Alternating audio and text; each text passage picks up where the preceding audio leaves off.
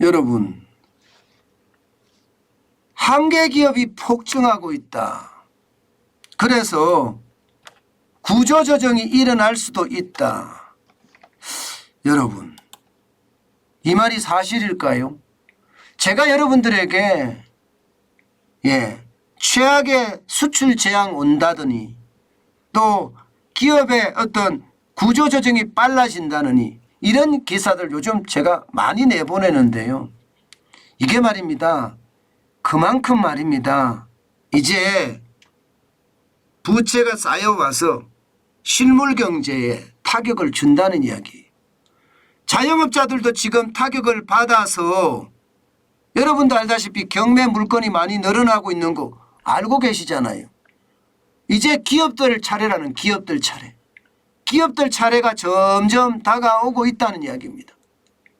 그래서 구조조정 태풍이 몰아친다 하는 얘기도 지금 속속 나오고 있습니다. 여러분 이거 한번 보세요. 이거를 보시면 여러분들 아마 느끼실 수 있을 거예요. 2021년 기준 한계기업 비중입니다. 이게 어디서 발표했느냐가 굉장히 중요합니다. 어디서 발표했느냐가. 바로 산업은행에서 발표했습니다. 산업은행. 산업은행은 국책은행이죠. 국책은행이 2021년 기준 한계기업 비중이 18.3%라는 거예요. 18.3%. 이것은요. 산업은행과 거래하는 기업 중에 쉽게 말하면 10개 중에 말입니다. 10개 중에 2개, 5개 중에 1개 가까이가 한계기업이라는 거예요. 한계기업이라는 게 뭡니까 여러분? 벌어서 원금은 고사하고요. 이자도 못 내는 기업을 한계기업이라고 합니다. 이자도 못 내고 있는 거예요. 이자도 못 내고 있는 기업이 10개 기업 중에서 1.8개라는 거 아니에요. 1.8개. 그러면 그 이자는 누가 내주고 있습니까? 은행들이 내주고 있는 거죠. 산업은행이 내주는 것도 많고요. 산업은행이 내주는 것도. 이게 여러분 그만큼 심각하다는 이야기입니다. 산업은행과 거래를 한다 이 정도 되면 그래도 규모가 좀 있는 기업들이잖아요. 이런 기업들의 어떤 벌어서 이자도 못 갚는 기업들이 많다는 것. 10개 중에 1개라는 것은 심각한 이야기란 뜻입니다. 개수로 볼까요? 개수로. 여러분 개수로 보면 작년 기준입니다. 4,478개나 됩니다. 4,478개. 야, 엄청납니다. 진짜 엄청나요. 엄청납니다. 어떻게 이런 일이 벌어질까 싶을 정도로 말입니다. 지금 말입니다. 여러분 2016년하고 비교하면 얼마나 늘었을까요? 2016년. 2016년에 한계기업이 이게 산업은행이 이야기하는 한계기업이 2,165개예요. 그런데 2021년에 4,478개잖아요. 그러면 2배가 넘죠. 2배가 넘습니다.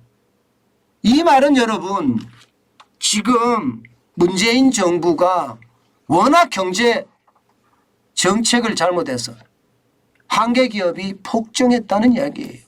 폭증했다는 이야기. 2배 이상 폭증. 참 여기저기서 나오는 지표를 보면 문재인 정부 진짜 경제 망쳤다 이렇게 이야기할 수 있죠. 제가 봐도 망쳤다 이야기할 수 있습니다. 제가 봐도. 이 정도 상황이라면 말입니다.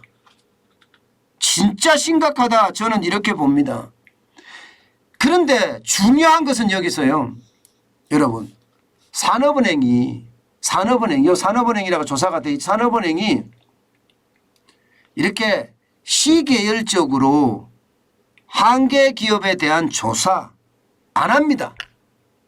국책연구기관이고 쉽게 말하면 대한민국 한국은행이 중앙은행이라고 하면요. 산업은행은 이 산업 전체를 총괄하는 은행이라고 생각하시면 됩니다. 어마어마한 규모예요. 그런데 이런 규모에서는요. 굳이 한계기업이 어떻고 이것을 연도별로 이렇게 쭉 이게 시계열적으로 계산하는 건데 시계열적으로 연구하고 이런 거 잘 안 합니다.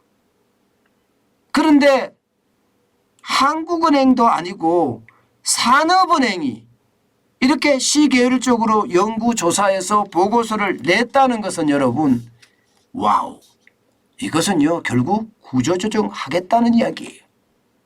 구조조정하겠다는 이야기입니다. 은행권에서는 다 이렇게 읽습니다. 예, 은행권에서는 4,478개, 예, 이거 구조조정 들어갈 수도 있다는 이야기가 되는 겁니다. 지금 코로나19 이후에 대출 만기 연장이나 또 예, 이게 은행에 대한 대출을 많이 해줘서 부실폭탄이 어디인지 모르잖아요. 이거 미리 파악하겠다는 거예요. 미리 파악해놓고 지금 거기에 대한 대비를 하겠다는 이야기입니다. 하겠다는 이야기. 예, 그만큼 말입니다. 심각하다는 이야기입니다. 문제는 여러분, 문제는 이거 한번 보세요. 이걸 한번 보세요. 대기업과 중소기업이 모두 포함이 되어 있습니다. 일반적으로 여러분 한계기업 벌어서 이자도 못 내는 기업이 뭐 대기업에 있겠어 이렇게 이야기하지만 2021년 기준으로 보세요. 186개나 됩니다. 186개. 중소기업은 4,288개고요. 중소기업이 월등하게 많은 건 사실입니다. 월등하게. 그러나 대기업도 못지않다는 거죠. 186개면 여러분 이거 상황이 굉장히 심각하다 이렇게 이야기할 수도 있는 겁니다. 상황이 심각하다. 예, 2016년에 보시는 것처럼 대기업은 152개였는데 186개로 늘어났죠. 예, 중소기업은 2013개였는데 4,288개로 늘어났습니다. 이렇게 한계기업이 중소기업까지 이렇게 늘었다는 건 여러분 정부가 정책을 잘못했다는 거예요. 그런데 인정하지 않잖아요. 예, 진짜 웃긴 거예요. 기업의 어떤 상황을 완전히 망조들게 만들어 놓고 문재인 정부의 어떤 인사도 경제정책 잘못했다 인정하지 않습니다.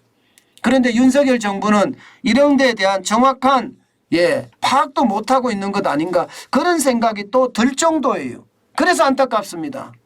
그래서 예, 제대로 파악해야지 이게 그에 대한 어떤 대비책도 확실하게 나올 수 있는데 그게 안타깝다 하는 생각 저는 솔직히 많이 해봅니다.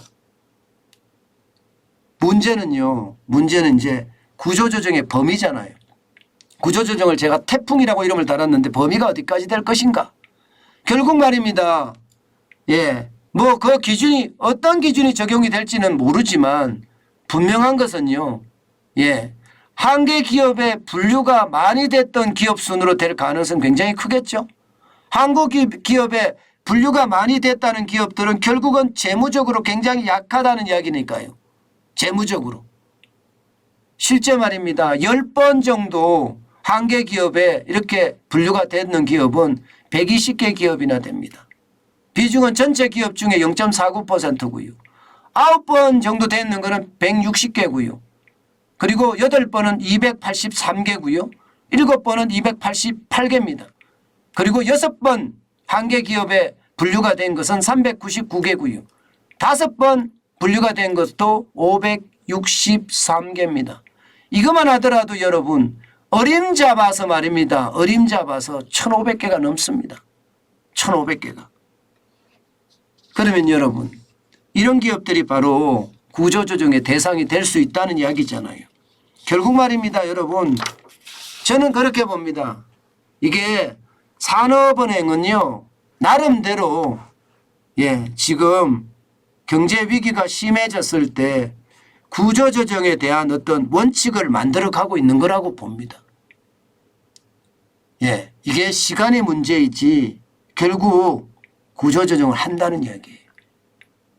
한꺼번에 구조조정을 하면 이게 경제에 미치는 영향이 워낙 크기 때문에 점차 하나씩 이게 따져가면서 하겠다는 그런 이야기니까요. 여러분 제가 말씀드린 대로 말입니다. 결국 말입니다. 이게 자영업자들의 한계 차주가 점점 빚더미에 내몰려서 예, 이제 자산까지 막 파는 그런 사태가 벌어졌잖아요. 실제 말입니다. 예, 경매 물건이 많아지니까 지금 기업들이 이제 그 차례가 점점 다가오고 있다는 이야기가 되는 겁니다.